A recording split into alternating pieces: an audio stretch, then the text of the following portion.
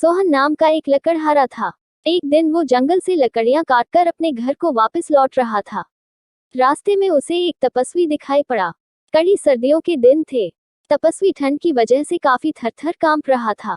स्वभाव से दयालु और परोपकारी लकड़हारे ने अपनी लकड़ियों में से कुछ सूखी लकड़ियां उसके पास जला दी। तपस्वी को बहुत राहत हुई। लकड़हारे के इस व्यवहार से खुश होकर तपस्वी ने उसको एक जादुई पत्थर दिया।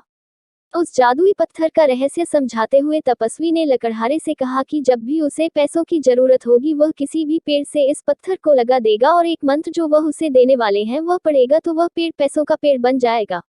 इस तरह से वह जितने चाहे पैसे अपने लिए बना सकता है और जरूरतमंदों की मदद कर सकता है और अपने अच्छे कार्यों को निरंतर चालू रख सकता है।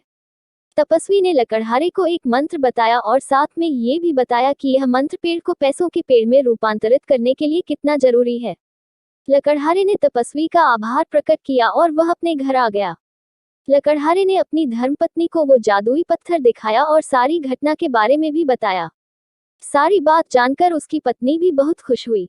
अब लकड़हारे और उसकी पत्नी को जब भी पैसों की जरूरत होती थी वे दोनों किसी भी पेड़ को पैसों का पेड़ बना लेते थे और जितने हो सके उतने परोपकार के काम किया करते थे।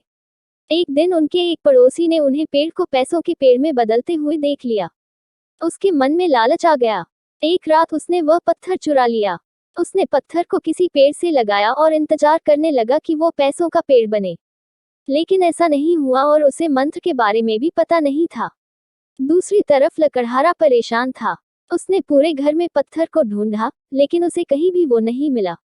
वह परेशान होकर तपस्वी के पास पहुंचा। तपस्वी ने अपनी शक्ति से चोर का पता लगा लिया। पत्थर उस लालची पड़ोसी के पास था। लालची पड़ोसी ये सोच सोच कर पागल हो गया कि पत्थर काम क्यों नहीं कर रहा। लकड़हारे ने उस पत्थर को वापस पाया और तपस्वी को लौटा दिया और अपनी मेहनत से जितना संभव था उतना दान धर्म का काम करते रहा। इसीलिए कहते हैं कि चोरी करना बहुत बुरी बात है और अधूरा ज्ञान और जानकारी काफी हानिकारक होते हैं।